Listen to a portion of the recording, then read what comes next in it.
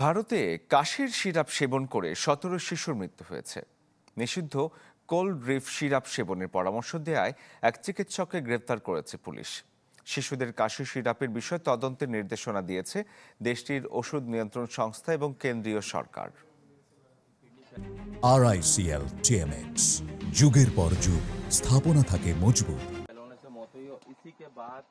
প্রাণ বাঁচাতে ঔষধ, কিন্তু সেই ঔষধে যখন ঠেলে দেয় মৃত্যুর মুখে, তখন প্রশ্ন ওঠে গোটা চিকিৎসা ব্যবস্থার উপর।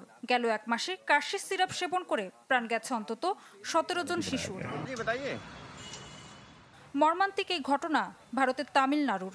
দেশটির স্টেশন ফার্মাসিউটিক্যালসের কোল্ড ড্রিফ সিরাপ সেবনের পর এই শিশুদের মৃত্যু হয়। সাধারণত শিশুদের কাশির সিরাপ তৈরিতে সীমিত মাত্রায় ডিএথিলিন গ্লাইকোল নামের এক প্রকার রাসায়নিক ব্যবহার করা হয়। তবে নির্ধারিত মাত্রার চেয়ে বেশি ব্যবহার হলে ঘটতে পারে বিপত্তি। আমার মেয়ের ঠান্ডা লাগার পর তাকে নিয়ে ক্লিনিকে যাই। অবস্থার পরিবর্তন না হওয়ায় ২০ সেপ্টেম্বর নিয়ে যাই ডাক্তার সোনির কাছে। তিনি এই কোল্ড ড্রিফ সিরাপ লিখে দেন। দুদিন সিরাপ সেবনের পর আমাদের সন্তানের বমি শুরু হয়। ২৪ আগস্ট মৃত্যু হয় তার। যাচাইয়ের পর কোল্ড ড্রিফ সিরাপে নির্ধারিত মাত্রার চেয়ে ৫০০ গুণ বেশি ডিএথিলিন গ্লাইকোল ব্যবহারের প্রমাণ পেয়েছে পুলিশ। কাশির সিরাপে ডিএথিলিন গ্লাইকলের পরিমাণ অনুমোদনের তুলনায় অনেক বেশি ছিল। শিশুদের চিকিৎসায় নিষিদ্ধ ওষুধ কোল্ড ড্রিফ সেবনের পরামর্শ দেয় ডক্টর প্রবীণ সোনিকে অভিযুক্ত করা হয়েছে।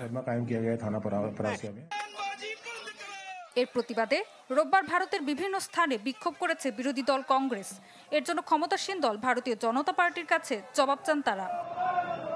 এই ঘটনার পর নড়ে চড়ে বসেছে ভারতের কেন্দ্রীয় সরকার। এরই মধ্যে বাজারে সহজলভ্য শিশুদের কাশির সিরাপের ব্যাপারে তদন্তের নির্দেশ দিয়েছে দেশটির ওষুধ নিয়ন্ত্রণ সংস্থা drugs controller general of India. Ritu Saha, channel 24।